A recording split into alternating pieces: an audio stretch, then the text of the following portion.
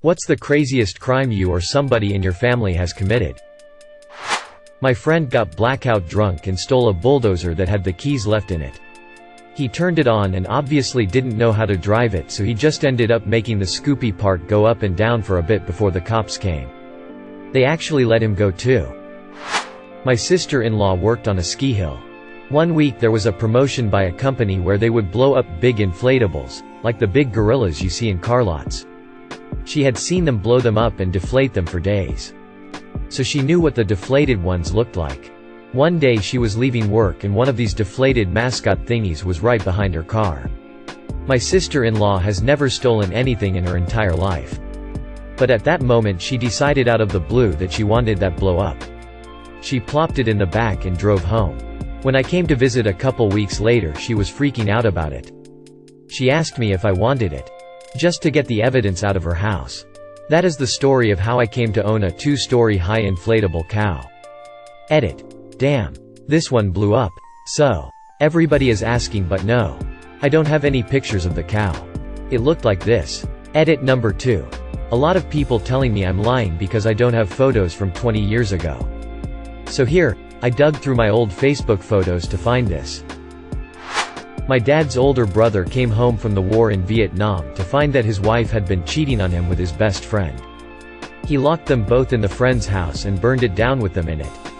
He held the firefighters off with a rifle until he was sure they couldn't be saved. Then he shot himself. This was before I was born. But I've seen some newspaper clippings about it. Edit. Several people asked how he kept them in the house alone.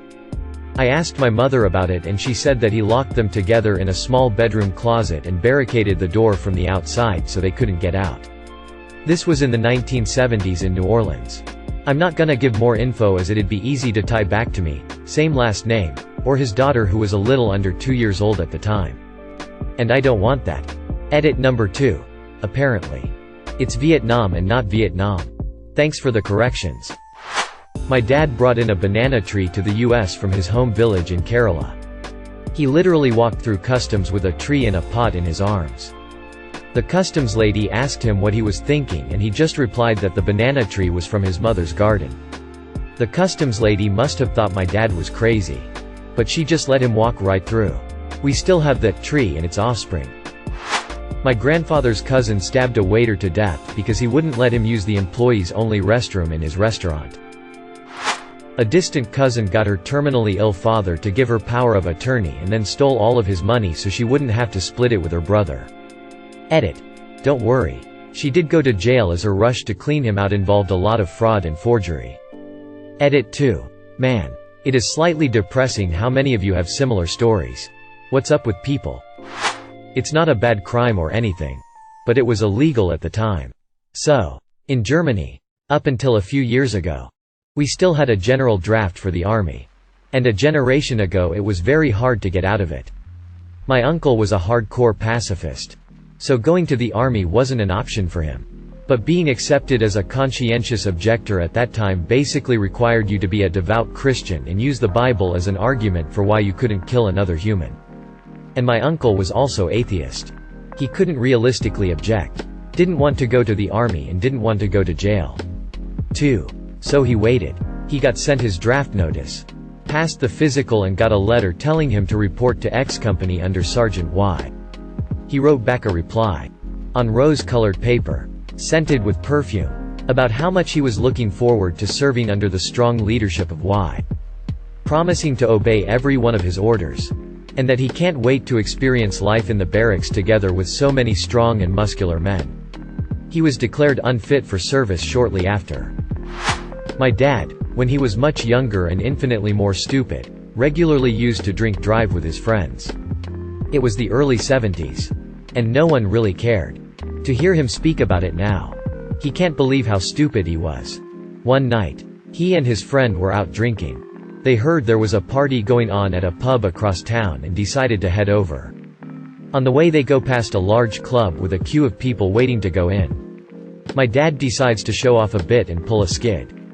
He miscalculated, hit a curb and flipped the car, sliding down the road on his roof.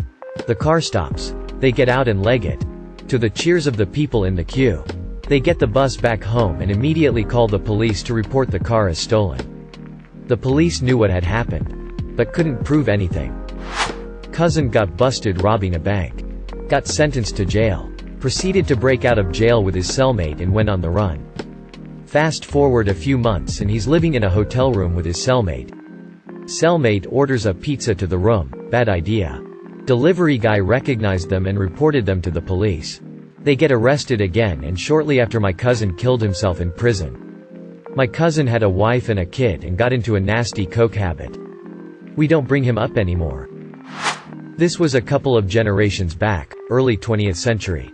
But there was this guy who was constantly getting drunk and harassing my great aunt. So, one of her male friends dressed up in an Easter bunny outfit. Put a bat in its giant fake carrot and beat the dude with it. He got away with it, but I'm sure it helped that half the community was waiting for the day the guy's liver finally gave out. Edit. Okay. One small clarification. The bat in question was a baseball bat. Not the flying mammal, though that's certainly an interesting visual, and I can't say I'm sorry for my small role in creating that image.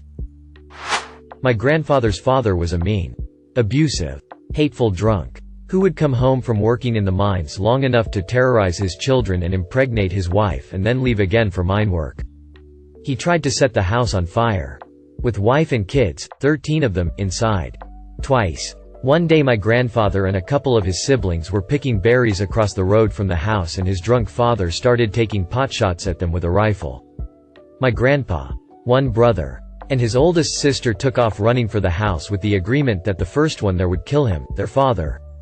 My grandpa's sister got there first and shot him to death. She was never charged with a crime. Due to her age and the fact that everyone knew my great-grandfather was a mean son of a bitch and had it coming. ETA. Wow. My most upvoted comment is about my family's fucked up history lol. Edit number 2. Thank you all so much for the awards. Also, RIP inbox lol. Edit number 3. Since some of y'all think it's fake, here's some proof. My dad told me he once snuck into a tire warehouse. He cut the alarm and came in through a window on the roof. And stole a bunch of tires. My dad's side of the family grew up as New Hampshire hicks. My grandfather was stabbed in 2 different bar fights and burned down an entire country club because he thought they were too stuck up. He was never caught and went on to earn a bronze and silver star in the Korean War. But unfortunately lost his leg too. Edit. Since this is getting some attention, I thought I might add that my grandfather got his shit together. Started a successful small business and as a funny twist later joined that same country club as an old man. He never really felt welcome there, my dad said though. They weren't really his kind of people. My cousin in Youngstown. Used to rob people selling goods on Facebook. Got caught after him and accomplice murdered a man over a PS3. Good times. Edit. I added a comment, but I figured this would get the fastest response to everyone. I am linking the actual article for everything. I was off about some of the details. The victim was selling a computer and PlayStation to take care of his son. There were 2 involved. My cousin actually pulled trigger.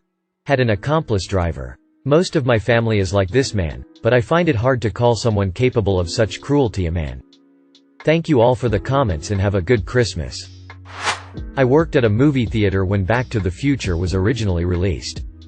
We used to take the entire movie ticket instead of tearing them and resell them to the next group coming in. The old theater was massive. Sat 600 people. We probably made about $15,000 between 2 of us a month or so. Adjusted for inflation, it's about $37,000. We were the richest high school kids in our town. My aunt came home one evening to find that her son had broken in. Killed her dog and was eating it. And then tried to kill her. He was a hardcore addict and it fried his brain badly. Edit. Wow. Came home from shopping and this blew up. Okay. So to answer some questions, give context. I don't know what he was on at the time. But he was addicted to a myriad of drugs and meth was his drug of choice. It happened a few years ago. And I don't know this side of the family that well. He was arrested. And I believe has recently been released. And for those of you asking about the state of the dog, greater than. It was raw. Think zombie. And thanks to everyone for the awards. My uncle sold Tim Allen the cocaine that got him sent to prison in the late 70s. An uncle robbed a bank, or was an accessory to the robbers. IDK. His brilliant escape when the police showed up was to go to the roof and jump off.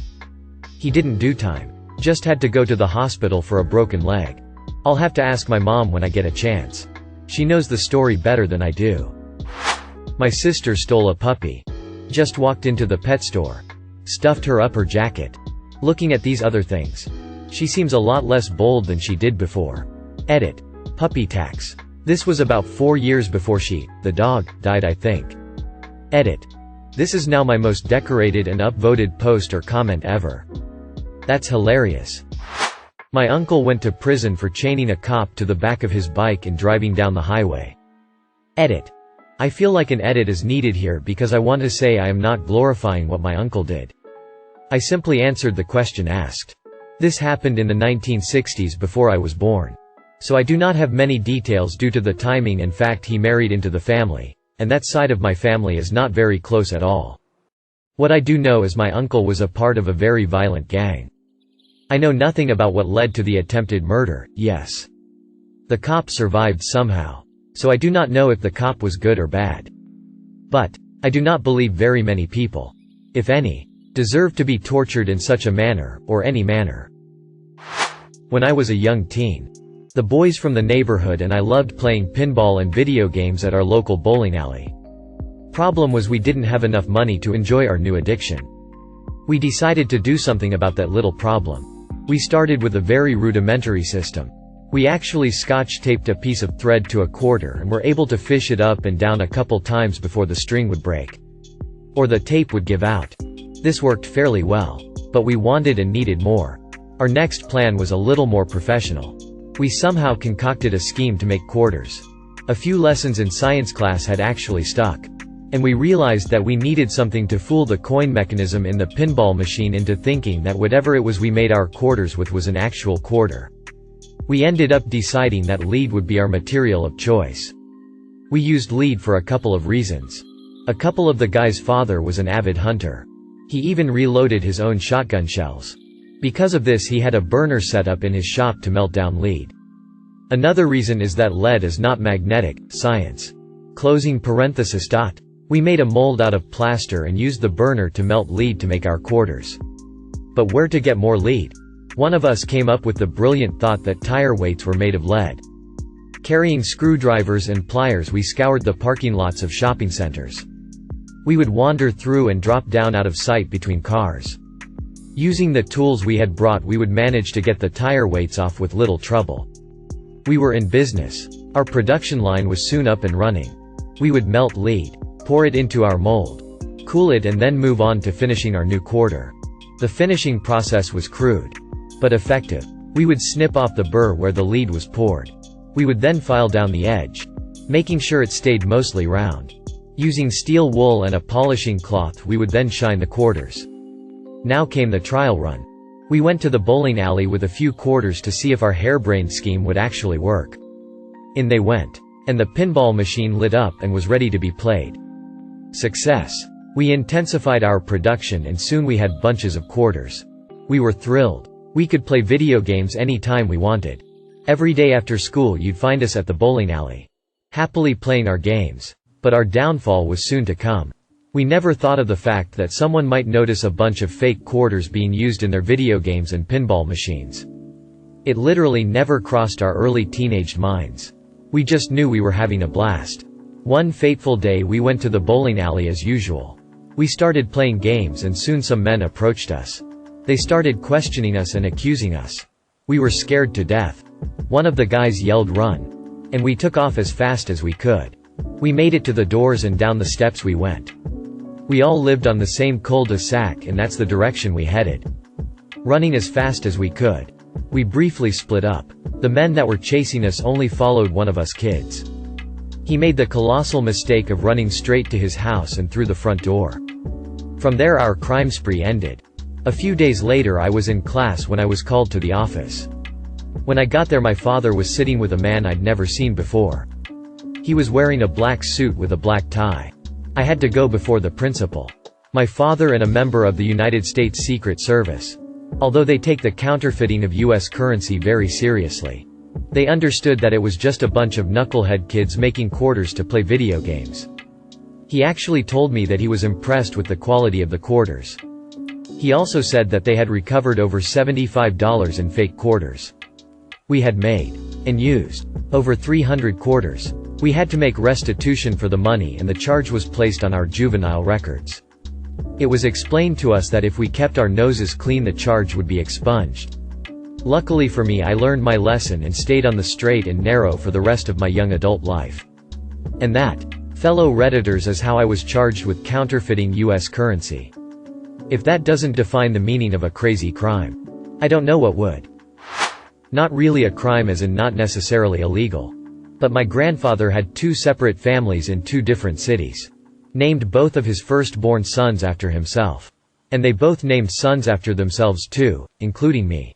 So I share my name with my father and grandfather. As well as a half-uncle and at least one cousin. My husband's dad killed the guy who his then-girlfriend was cheating on him with. He was supposed to serve a life term but got out because of a clerical error.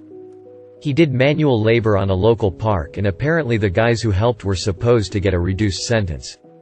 However, he was not supposed to. I think my husband talked about it once. Also, my husband's half-brother, same murderous dad, killed his business partner. He would have gotten away with it, however. He moved the body when he found out construction was going to start in that spot. And what were they going to build there? A prison. He's currently serving a life sentence. My husband has never met his half-brother. He also has 2 half-sisters from the same dad who are law-abiding citizens. Not sure if it should be considered a crime. But one of my great-aunts was in an abusive marriage with a war vet who took to beating her and forcing her to play Russian roulette when he drank. One night she managed to rig the gun so when he took his turn he blew his brains out. She wasn't charged. My cousin was the Brett Favre goat lady. She had purchased goat meat from a farm. The farm was supposed to raise the goat, butcher it, and let her pick up the meat. When she arrived, the goat was still alive and had been painted with Vikings colors and Brett Favre's jersey number. The farmer didn't want to butcher it because his kids were around. Her older brother is an outdoorsman, hunter type. So he told her to bring it to his house and he would butcher it for her. They had car trouble on the way. Pulled into a mechanic to have the car fixed. The mechanic opened the trunk, saw the goat, and called the police. Edit. Stuck this in a reply, but since people keep asking. Here is a picture of the goat. Also, thanks for the awards. My uncle was a small drug lord in Northern California in the 90s. He had a compound out in Gold Country. Had to drive through 3 gates with guards to get to his house. I never questioned it as a kid. Just enjoyed heading up so I could fish in the stocked base pond, which also had snapping turtles, as a line of defense. He'd take me out shopping at the mall with a film canister full of coke that he'd take hits off of occasionally. Shadowed by some bodyguards. One time we were out for a ride in his Corvette going well over 100 and got tagged by highway patrol. He talked his way out of the ticket, told the officer he was showing off for his nephew and got carried away. The officer thought it was hilarious. And told me it was lucky since he had a ton of illegal guns and drugs in the trunk and would have made a run for it. He got arrested when I was 15. It was a full-blown. Feds descended upon the compound in helicopters and swung through the windows with flashbangs. The whole 9. He was arrested. And since if he snitched on anyone above him he was, very bluntly, a dead man. He took the rap. Was extradited to Lee in VA to serve a bit over 10 years. All he asked for while he was there was protein powder. He got prison ripped. And apparently beat someone near to death with a sock full of quarters for cutting in front of him at the payphone. At some point in my life all 4 of my uncles on both sides, plus my dad, have spent time in prison for drug-related offenses. But this particular uncle takes the cake. My granddad accidentally shot his brother in the ass. He meant to shoot something out of his hand. But missed. Drunk. Genius. Hillbilly shit. Thankfully my dad married well. And I turned out all right. My great-uncle stole a train station. Like an actual train station. Edit. Bonus crime. He broke into a local police station to steal his own, paper, criminal record. Didn't destroy or steal any of the others. Just his own. My dad's cousin erased all family member names from a property deed except for his father's. The paperwork had been water damaged, so there was no easy way to tell what should have been there. Family lore says that he also paid off some local politicians, office workers to make the new deed stand. Thank you for watching. If you enjoyed this video, don't forget to drop a like. If you would like to see more content like this in the future, subscribe and turn on notifications to be notified about future videos. Now check out one of these interesting videos.